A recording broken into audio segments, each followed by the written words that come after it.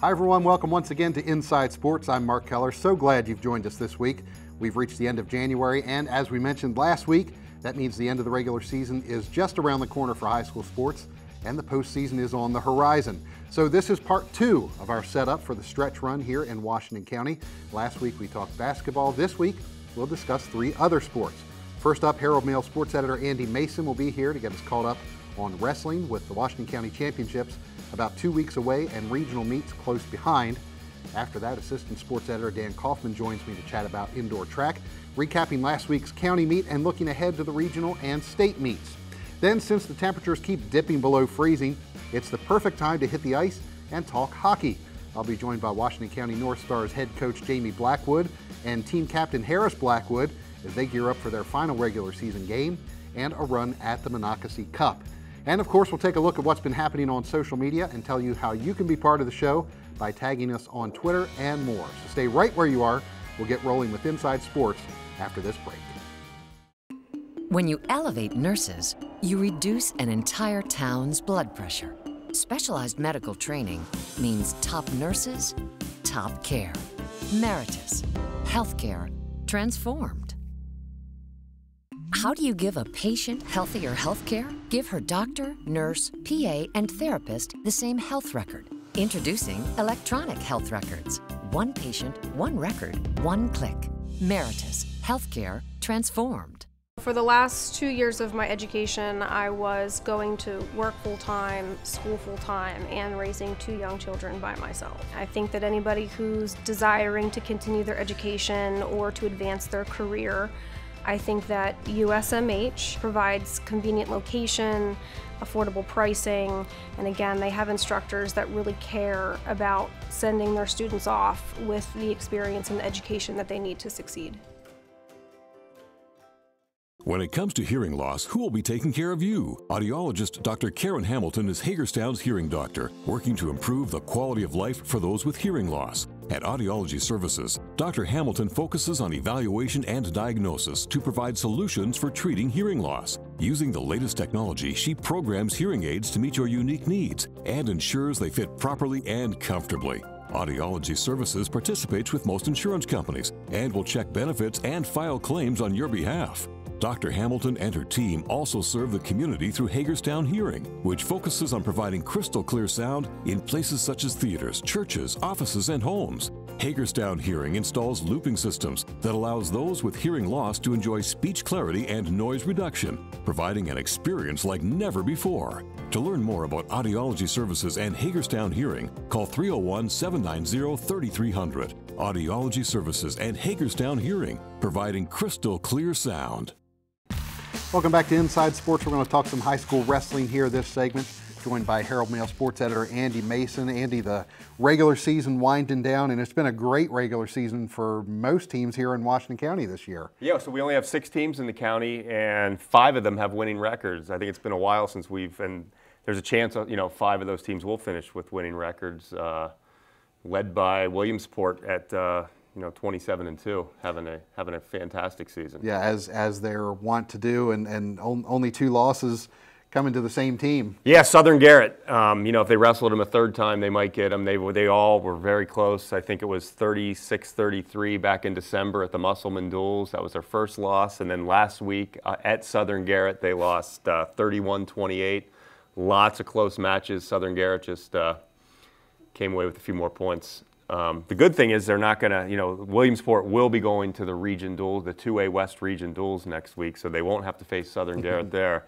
However, they will have to face Damascus. None of this is set yet, but it looks like Damascus will be hosting it. Williamsport will probably be the number 2 seed. Those two probably will meet in the final, and Damascus has won 6 straight state dual meet titles.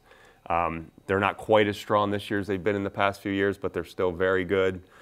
And should be a great match because Williamsport at the Damascus Holiday Tournament, which is wasn't duels. Williamsport actually finished ahead of Damascus at their own holiday tournament, so they can wrestle with those guys.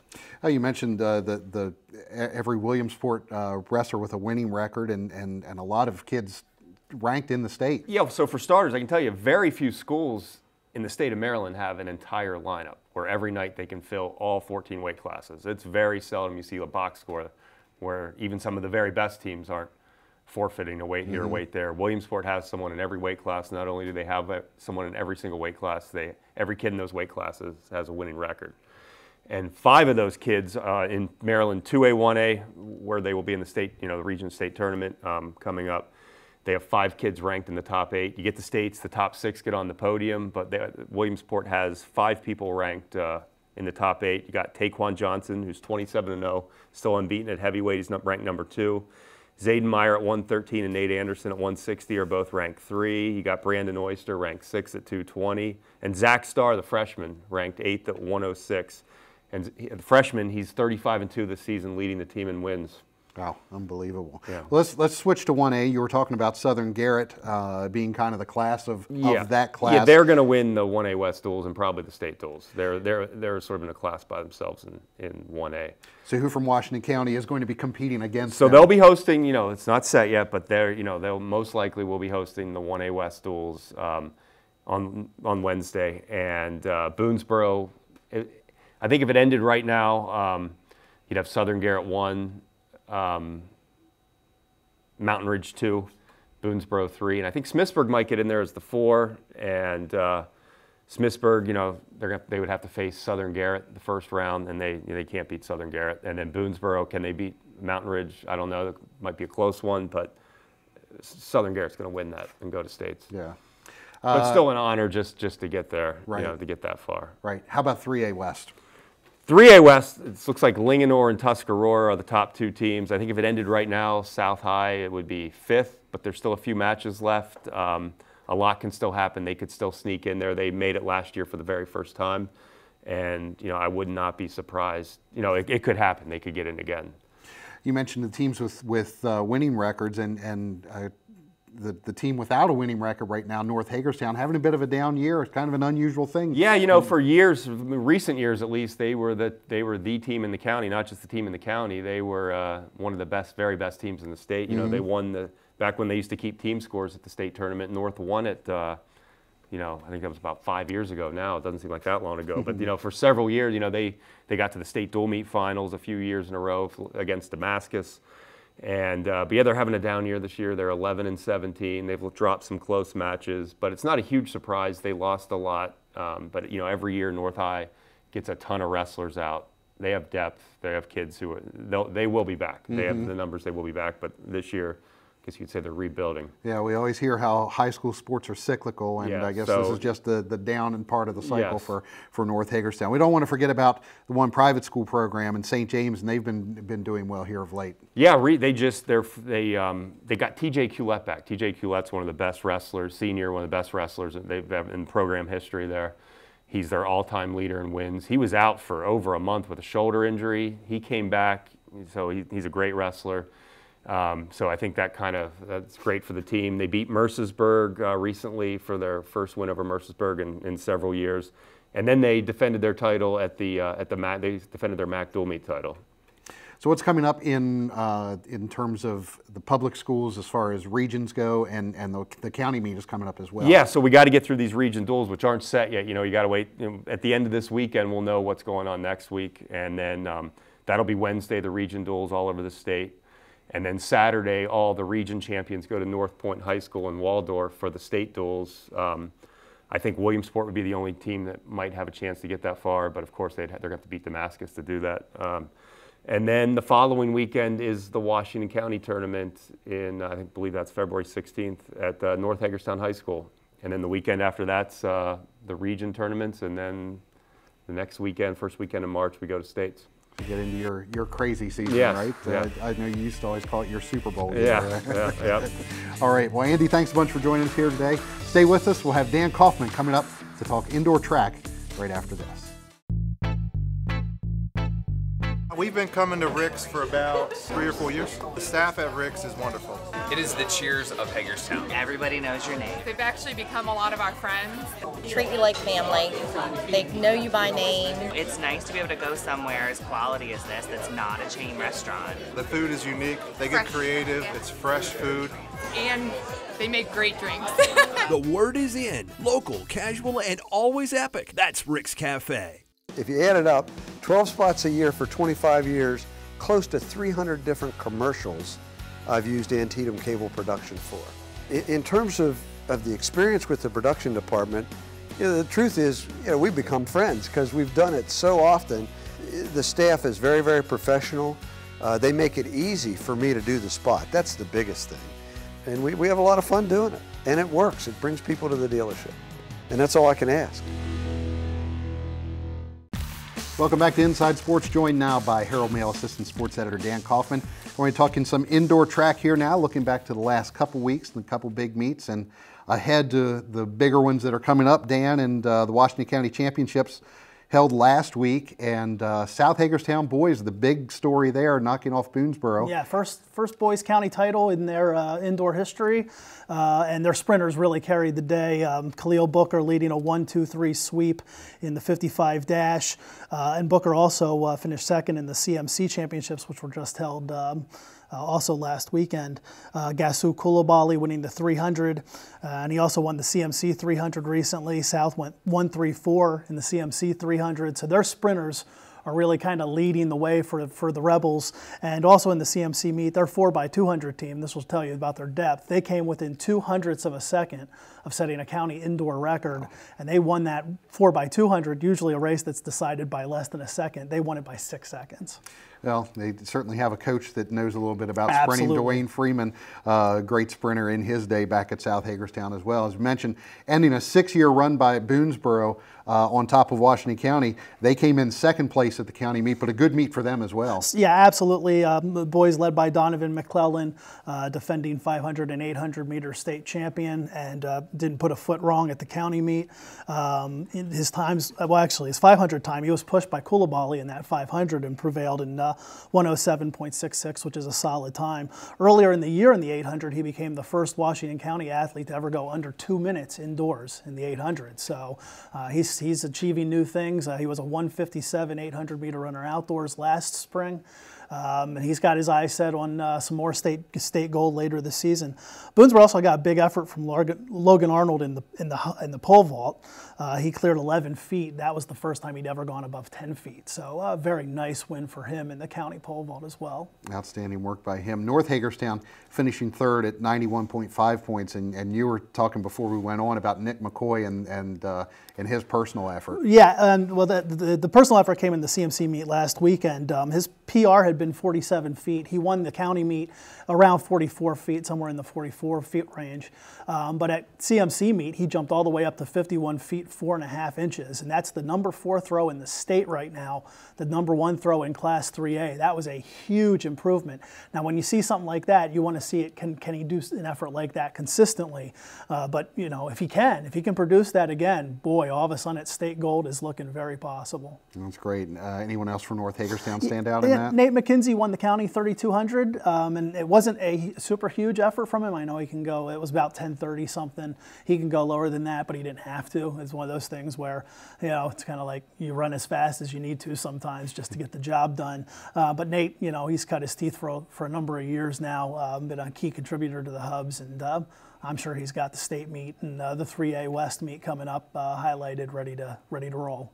So switch from boys to girls, and kind of switching the story as well. South Hagerstown had knocked Boonesboro off the rein after 6 years on the girls' side last year. This year, however, it's Boonesboro back on top. And it was Boonesboro and North Hagerstown that were really battling. North Hagerstown had more wins. They won 7 of the 13 events.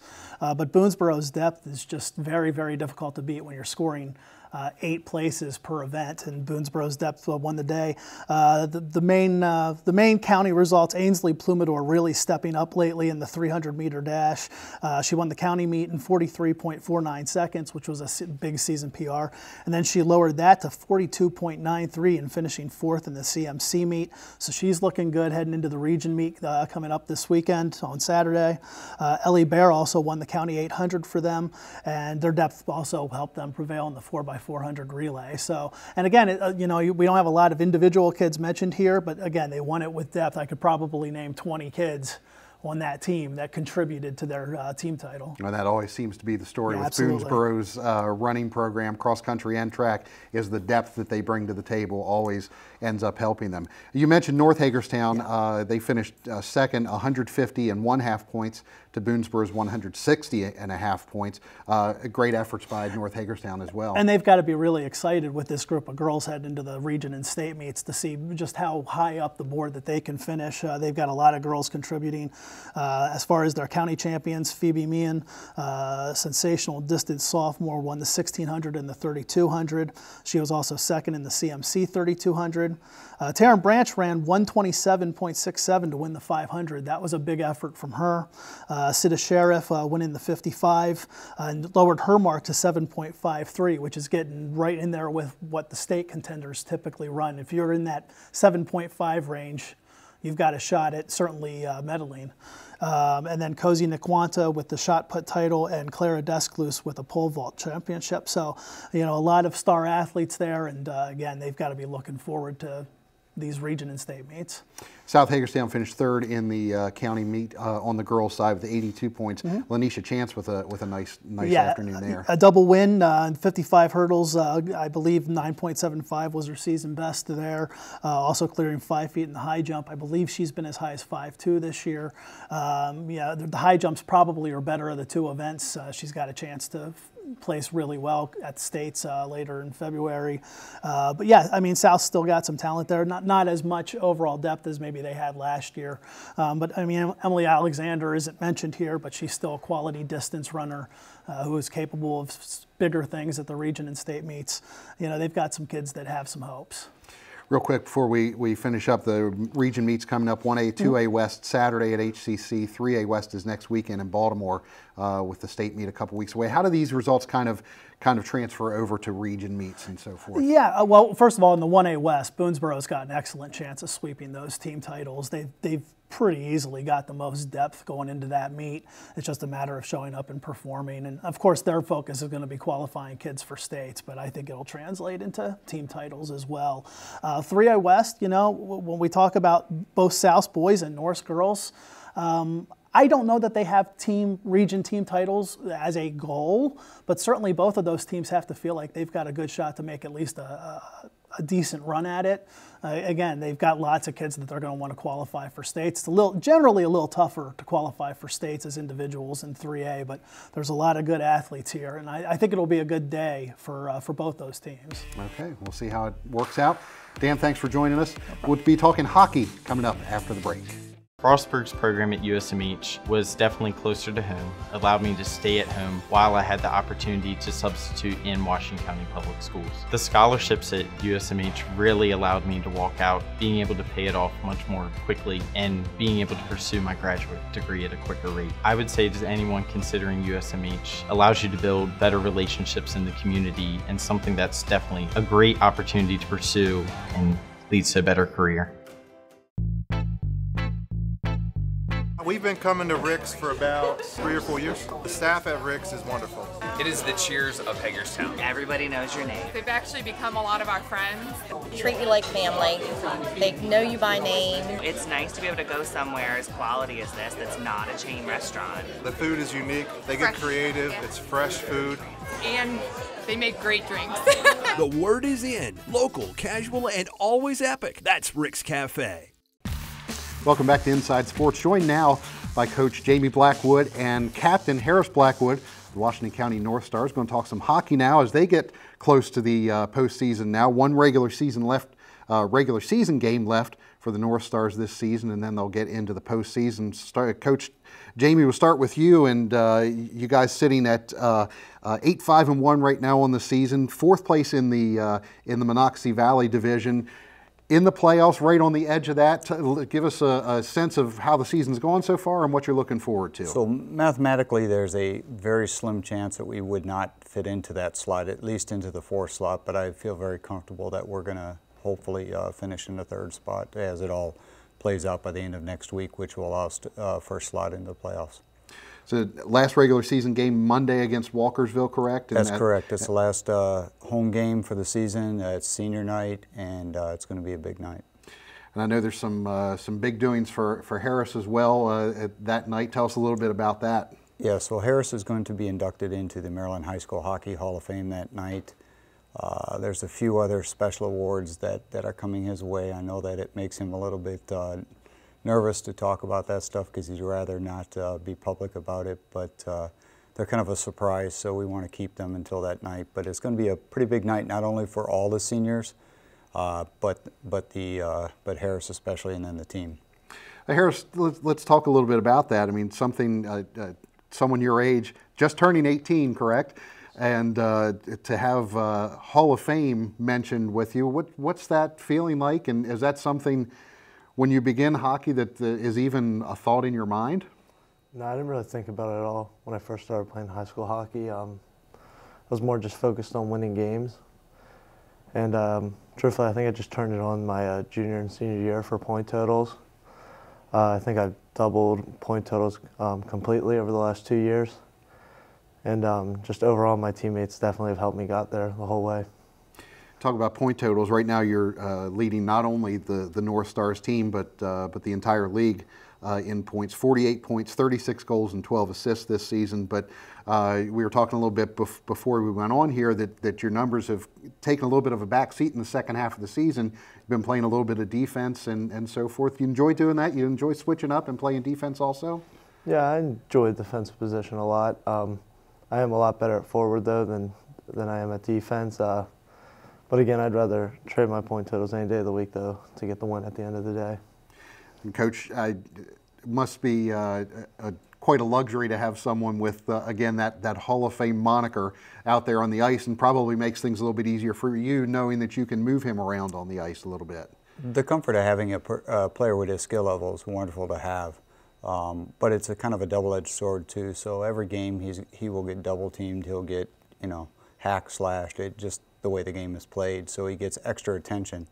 But it's also a drain on the other kids too, because sometimes when you get that level, they sit back and watch, and they want him to carry the team, and he needs everybody to be engaged. And we talk about that often, that they have to stay engaged on what they're doing, because it's difficult with 2 and 3 guys and the constant beating and the attention you get. And face it, when you're 6'2", 220 and have the skill he's got, the officials aren't always in your corner too. If you're a big hitter and can lay a big hit, they don't want to, they're a little cautious on that. So it's a very fine balancing act that he has to do as a player, and then I have to do as a coach too, to keep them on the ice as much as I possibly can, but in order to keep the team engaged and making them understand that they're an active part of this winning process.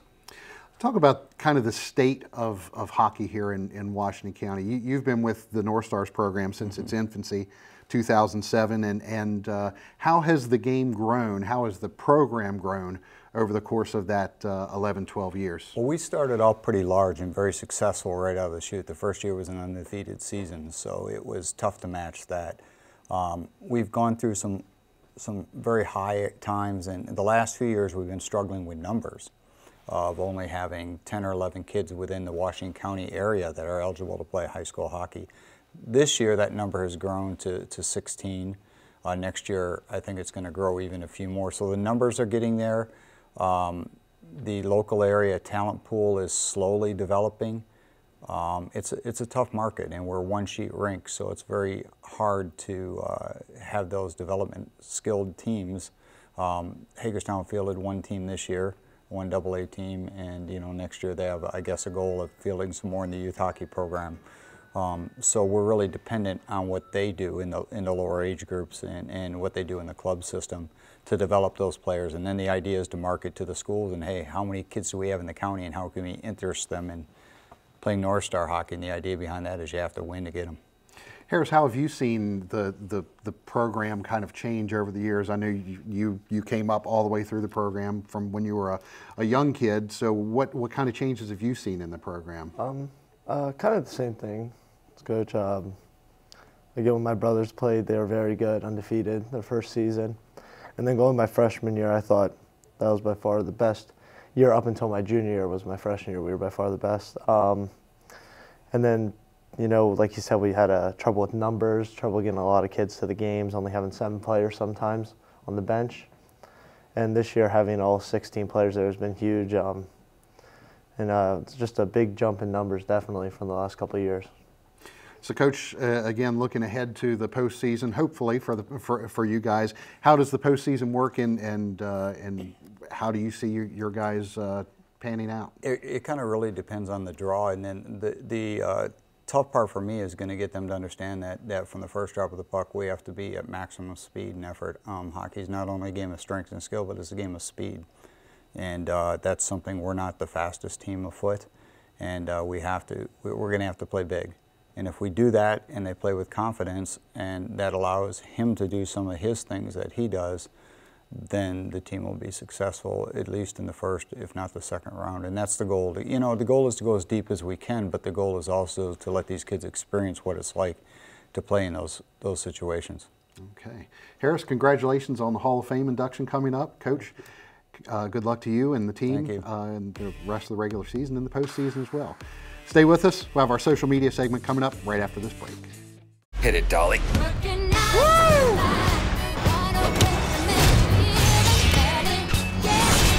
Move or die. Bring it on, One-Eyed Willie. Your bullets, they're really fast. You want to fight for what's right?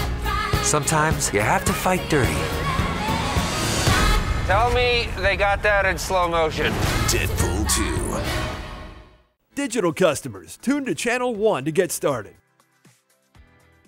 For the last 2 years of my education, I was going to work full-time, school full-time, and raising 2 young children by myself. I think that anybody who's desiring to continue their education or to advance their career, I think that USMH provides convenient location, affordable pricing, and again, they have instructors that really care about sending their students off with the experience and the education that they need to succeed.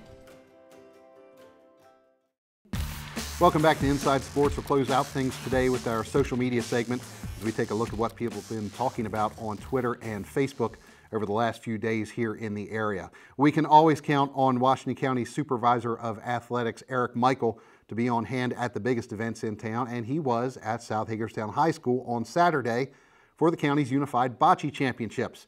At WCPS Athletics, he tweeted his congratulations to the 2019 County Bocce Champions, Boonesboro High School, along with a team photo.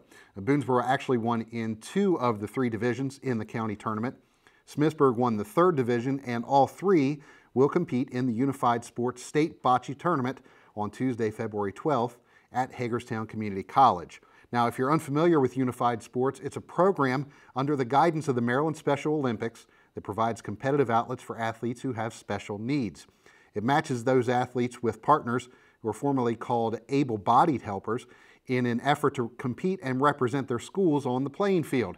They compete in tennis in the fall, bocce in the winter, and track and field in the spring. Our friend Bob Parcelletti's covered a number of Unified Sports events over the last few years, including this one. You really should check out his story on this event from Sunday's Herald Mail newspaper and his column from Monday's Herald Mail also. They're both must-reads.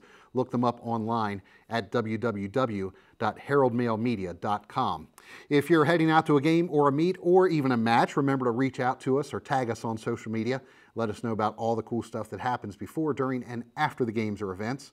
On Twitter, we're at InsideSportsOL. On Facebook, Instagram, and Snapchat, it's at Inside Sports Now. Doesn't matter if it's a picture, video, even a meme. We want to see it. And if you do that, we could include your social media post in this segment next week. Now, in case you missed our live coverage of the Williamsport-Smithsburg basketball doubleheader on Wednesday, you have several chances to catch the rebroadcast right here on WCL-TV, Channel 6 and 806. We'll replay those games Thursday, January 31st at 9 p.m., Friday, February 1st at 1 p.m., and Saturday and Sunday, February 2nd and 3rd, both at 10 a.m. Don't forget, you'll have 3 more chances to see live basketball right here. On Tuesday, February 5th, we have the city rivalry as South Hagerstown's boys travel to North Hagerstown. On Tuesday, February 12th, we see the Rebels on the road again, this time playing at Williamsport. And our final game of the season is Monday, February 18th, as the Clear Spring boys play at Smithsburg. That's live here on Channel 6 and 806, or you can download the WCL-TV on-the-go app to live stream the game from your phone or tablet, or view other games and programs, including this one, on demand. We hope you'll tune in for those games, and we thank you for tuning in to Inside Sports this week. Thanks to our Herald Mail insiders, Andy Mason and Dan Kaufman, for being here, and our thanks also to Jamie Blackwood and Harris Blackwood of the Washington County North Stars for joining us. Have a great weekend, everyone. We'll see you back here next week on The Inside. Hey, your sisters and your brothers,